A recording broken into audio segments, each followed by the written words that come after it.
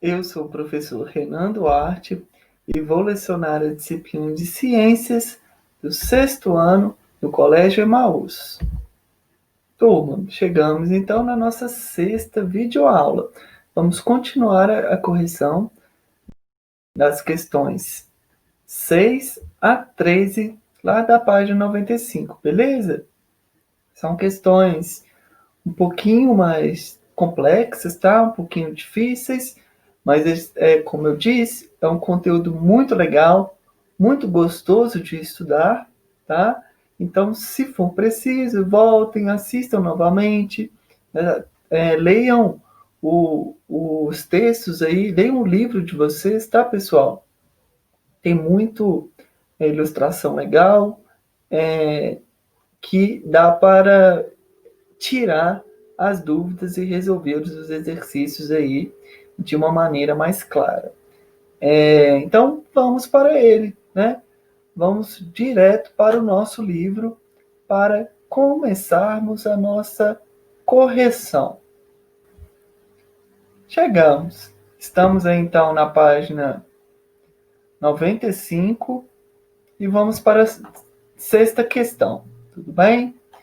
Então, o estudante lavou umas laranjas, secou e guardou ela, né, dentro de um saco. Depois de uma semana, ele lembrou, né, e foi lá pegar ela. Quando ele pegou ela, viu que elas estavam emboloradas. O que é isso? Um fungo. Surgiu fungo ali, tá? Como que nasceu o fungo ali? Pessoal, primeira coisa que a gente tem que lembrar aqui, esses fungos, tá? A maioria deles vão ser microscópicos, ou seja, nós não vemos eles, tá? Principalmente os seus esporos, que é como se fossem os filhotes dos fungos, tá? Eles se reproduzem através desses esporos. O que eles precisam para se desenvolver? Condições. Assim, o ambiente tem que ter condições favoráveis, como por exemplo, água, tá? Tem que ter umidade, né, água e sombra, tá? Ambiente propício para fungo se desenvolver. Como ele guardou a laranja dentro de uma sacola, estavam as condições para ele se desenvolver. Por mais que ele limpou, ele achou que não tinha mais fungo ali, primeiro que ele não viu, porque essa espécie é microscópica, ele não ia conseguir ver, não é mesmo? Depois, o ambiente foi favorável para ele se desenvolver. Então, resposta completa. Apesar do estudante ter lavado e secado bem as laranjas e tê-la colocado no saco plástico, ainda pode ter restado esporos dos fungos que se desenvolveram formando o bolor. Tá? Tranquilo, né? Beleza. Questão 7. Represente uma teia alimentar no qual façam parte fungo, rato, capim, capivara, onça, raposa e bactéria. Construir uma cadeia com esses seres vivos. E a questão 8 te pede ainda, tá? A partir dessa teia, qual os níveis dos seres vivos nessa cadeia? Tá? Coloque os níveis, é isso que a A está te pedindo. Coloque os níveis, nível 1, nível 2, 3, 4, 5 assim em diante. Tá?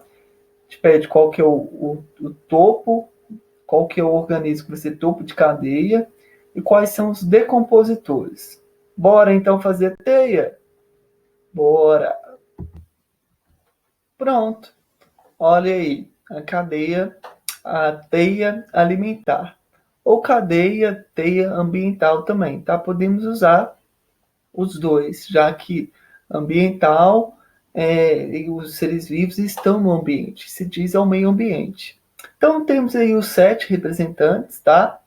O começar sempre pelo produtor, aquele que está fazendo fotossíntese, que é no caso quem? Aqui é o capim, tá? Mudinha, que é o primeiro nível, tá? Autótrofo, faz a fotossíntese. Consumidores secundários, tá? Desculpa, consumidores primários estão no segundo nível. Então, olha só, vamos primeiro entender só os níveis. Primeiro, segundo e terceiro nível. E dos consumidores? Consumidores primários, consumidores secundários. Beleza? Produtor, consumidor primário, consumidor secundário. Primeiro nível, segundo nível, terceiro nível. O produtor entra sempre como primeiro nível, ele é o principal. Se não tivesse ele, não tinha os outros. E essas setinhas aqui, ó, para mostrar os decompositores, fungos e bactérias, beleza? Esses animais, quando eles morrem, né, quando eles morrem por algum motivo, eles vão entrar em decomposição. Quem que decompõe? Fungos e bactérias. Alguns insetos também auxiliam aí esse processo de decomposição. Beleza? Então a onça morreu. Ela começa a se decompor, né? A pele dela começa a se decompor, ficando parcialmente aí os ossos. Quem que decompõe? Fungos e bactérias que devolvem os nutrientes para o solo. Extremamente importante, tá? Matéria orgânica, pessoal, frutas, legumes que são jogados fora, né? Eles sofrem esse processo de decomposição. E dentro do frutas e legumes tem nutrientes, como também dentro dos corpos, né, dos animais, tem nutrientes. Então, quando ocorre o processo de decomposição, eles devolvem esses nutrientes ao solo. Quem devolve? Fungos e bactérias. Consomem, né, aí a matéria orgânica, o corpo do animal, e vão decompondo, devolvendo os nutrientes que estavam nos corpos dos animais ao solo. É um processo muito importante porque quanto mais nutrientes no solo, mais a planta vai se desenvolver. Beleza? Bom, vamos então voltar lá no livro. No topo da cadeia tínhamos a onça, né, e a raposa, e os decompositores, fungos e bactérias. Tranquilo. 9. Existem algumas espécies de besouros que são chamadas de rola-bosta. Olha só que legal a imagem, pessoal. Tá? Esse nome é engraçado, se deve ao fato deles, em época de reprodução, fazerem as bolinhas de estrume, fezes, tá? Que rolam e depois eles enterram para colocar dentro delas seus ovos. Então, olha só que legal. Eles botam os ovos deles, os filhotes, próximos das fezes. Porque assim que os ovos eclodirem, eles vão se alimentar das fezes, tá? O que o besouro está fazendo? Ele está auxiliando o processo de decomposição. Acabamos de falar, não é mesmo? Então, eles auxiliam aí o processo de decomposição, que no caso que a gente está falando, é das fezes. As fezes de gado, tá, que se alimentam muito de grama, também tem muito nutriente. E o besouro vai auxiliar os fungos e bactérias a devolver esses nutrientes ao solo. Olha a resposta completa. Os besouros têm um papel importante na devolução dos nutrientes ao solo, pois ao se alimentarem de fezes de animais facilitam a tarefa de decompor o esterco pelos fungos e bactérias, não é mesmo? Então eles auxiliam aí os fungos e bactérias no processo de decomposição. 10. Classificar os níveis dos organismos das cadeias, tá? Fácil também. Então vamos classificar esses organismos. Champignon e ser humano. Champignon é um fungo, tá? E ele cresce sobre um tronco de uma árvore morta. Só que olha só, por mais que a árvore está morta, ela tem nutrientes ali que estão fazendo que o fungo cresça, tá?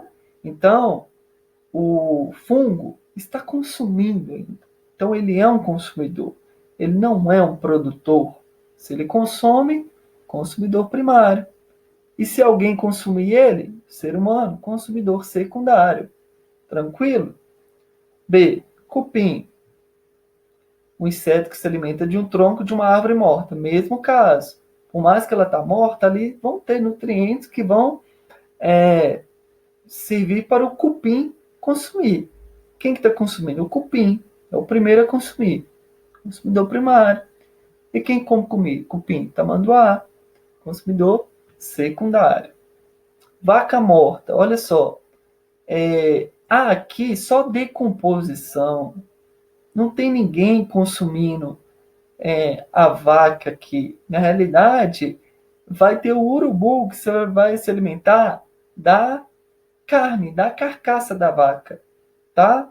Então, ao contrário da A e da B, temos só um consumidor, que é o caso do urubu. Importante lembrar que já está havendo aqui decomposição. Quem que está decompondo aí o corpo da vaca? Tá? Fungos e bactérias. E provavelmente alguns insetos também podem auxiliar eles. D. Minhoca e João de Bar. Minhoca se alimenta de quê? Substâncias, terra, né, que estão nutrientes que estão no solo. Consumidor primário e quem que vai consumir? A minhoca, consumidor secundário. Pode ser o João de Barro. Tudo bem? Fácil, né? Vamos então para a questão 11. Aí, na questão 11, considere as seguintes informações sobre os animais e plantas do Cerrado. Cerrado é um bioma brasileiro muito importante, te dá aí 4 frases, né? Falando das plantas e dos animais que ocorrem no Cerrado. A gente pergunta, com base nessas informações, construa uma teia com esses animais e plantas. E indicar o nível desses representantes. Indicar o nível de cada um, de cada ser vivo que está nela. Então, bora fazer essa teia. Bom, temos então 1, 2, 3, 4, 5 espécies que o texto descreveu. Lá no texto tem um tipo de inseto, qual? Gafanhoto. Tem uma espécie de gramínea, qual? Capim. Tem uma espécie de ave, qual? A siriema. E tem lagartos e serpentes. Tá? Aí de vermelho eu coloquei só uma curiosidade, que existem, quando eu falo ave, estou me referindo a um grupo de animais que voam, possuem mesma característica. Tá? Exemplo, siriema, João de Barro, tuiuiu, coruja, são espécies de ave. Tá? No texto só diz para a gente gafanhotos, capins, siriemas. Lagartos, existem vários, tá? E serpentes também. Bom, temos aí então a nossa teia. Calma que a gente vai entender. Começando sempre por quem? Produtor, né? Sempre é o primeiro nível, tá? Então, olha aqui. Gramíneas, o capim é sempre o produtor, tá? Segundo nível, sempre aqui vai ser o gafanhoto, que vai se alimentar do produtor. É um herbívoro, tá? Terceiro nível, vamos ficar só nos níveis agora, tá? Terceiro nível, pode ser o lagarto, como também pode ser a siriema. Quer entender melhor? Olha aí, capim, capim, capim, sempre primeiro nível. Segundo nível, pode ser então os gafanhotos, tá? Que na realidade são consumidores primários. E o terceiro nível? Terceiro nível são os animais que vão se alimentar do gafanhoto. Então, temos lagartos e siriema, tá? Siriema pode se alimentar do gafanhoto, como também pode se alimentar os lagartos, né? Também se alimentam de gafanhotos. Quarto nível, pode ser a siriema e serpentes. No caso desta cadeia, reparem que interessante que a gente construiu 3 cadeias. Na realidade, são 3. Olha só. 1, 2, 3. Uma teia nada mais, nada menos do que um conjunto de cadeias, tá? Depende do caminho que você quer percorrer. Olha só, temos uma teia, dividimos agora em uma cadeia, tá? Olha só que interessante. Capim, gafanhoto. Siriema pode se alimentar de um gafanhoto. Então, ela pode ser uma consumidora secundária. e estar no terceiro nível, tá? Mas vamos supor que se alimentou do gafanhoto foi um lagarto. Então, essa primeira cadeia aqui já foi. Vamos para a segunda. Quem se alimentou do gafanhoto foi um lagarto. Tudo bem. Então, o consumidor secundário foi um lagarto. E ele está no terceiro nível. E a siriema se alimentou do lagarto. Então, nesta cadeia, ela é consumidora terciária e está no quarto nível, tá? Segunda cadeia. Vamos na próxima cadeia, a última possibilidade que pode acontecer aí. Capim e gafanhoto sempre como consumidores primários e estão no segundo nível, tá? Lagarto se alimenta dele, consumidor secundário no terceiro nível. Serpentes podem se alimentar de lagartos, estão como consumidores terciários e no quarto nível. E a siriema, e agora, no quinto nível, como consumidor quaternário. Então, olha só, a siriema pode ser consumidor quaternário, terciário ou secundário. Podem estar também aí no terceiro, quarto ou quinto nível. Está no topo desta cadeia. Tudo bem? É a siriema, por isso que eu deixei até de vermelho. Importante lembrar, pessoal, para não dar confusão, façam por partes. Primeiro, os níveis. Separa cada cadeia por nível, tá? Primeiro, segundo, terceiro, quarto nível. Depois, separem por consumidores, porque o consumidor só vai entrar em quem consome mesmo. Então, quem consome é quem? Gafanhoto, siriema, lagarto, serpente. Capim é produtor. Então, é produtor, consumidor, consumidor, consumidor, consumidor. Tá? Então, faço primeiro o número dos consumidores e depois os níveis. Beleza? Voltamos aí para a questão 12, tá? Volte a ter alimentar que você representou é lá na questão 3, tá, pessoal? Aí vai estar na última videoaula, mas eu vou mostrar aqui para vocês. Vamos ver o que está te pedindo. O que poderia acontecer de imediato o que poderia acontecer de imediato com a teia alimentar, tá? Se por acaso os pássaros se contaminaram com uma doença e morreu. Então, o que acontece com a teia se os pássaros morreram? Vamos ver lá? Aqui, ó. Planta, gafanhoto, pássaro, serpente e gavião. 1, 2, 3, 4, 5. Se o pássaro morrer, o que acontece? Primeira coisa, o número de gafanhoto vai aumentar, porque não tem pássaro para se alimentar dele, né? Se o número de gafanhoto aumenta, tá? O número de serpente, olha só, a serpente não vai ter mais alimento. Por quê? Porque ela se alimentava de pássaro. Então diminui a quantidade de serpente, tá? Então dá várias consequências. Se os pássaros morrerem, altera a população de duas espécies, da serpente como a de gafanhotos. As serpentes vão diminuir e os gafanhotos vão aumentar. Entenderam? Vamos então continuar. A questão 13 te dá um texto muito interessante, tá? De um acontecimento aí de ataques de piranha, tá? Então leiam com bastante atenção, é um texto muito interessante, muito legal. E te pergunta, o que causou a superpopulação de piranha? E apesar da solução que o texto descreve lá para resolver o problema, né? Qual outro tipo de problema poderia se resolver lá com a introdução de tilápia, né? Então, voltando. O que causou o problema, tá? E eles resolveram o problema de uma forma. Esse problema que eles resolveram dessa forma poderia gerar outros impactos, outros problemas?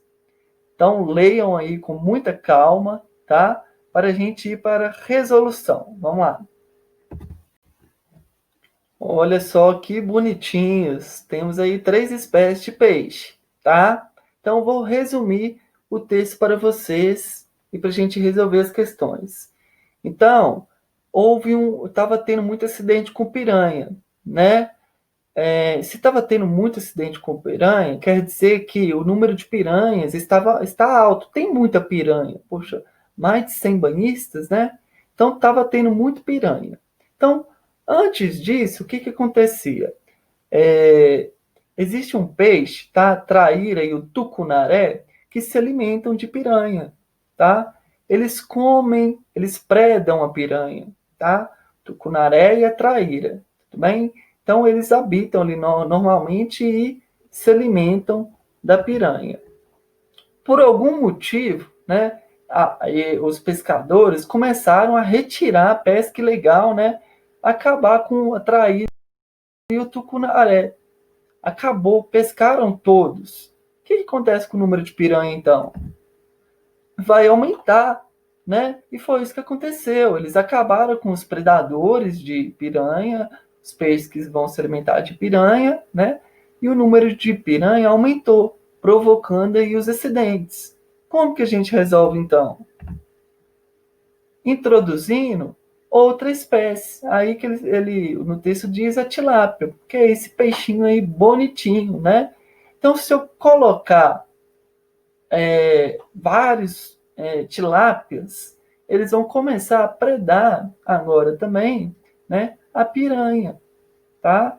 Eles começam a predar a piranha, diminuindo o número de piranhas. Eles vão se alimentar daquele tanto de piranha que tem lá e diminuindo aí o número de piranha, diminuindo os acidentes com as piranhas. Então, vamos voltar lá para a questão.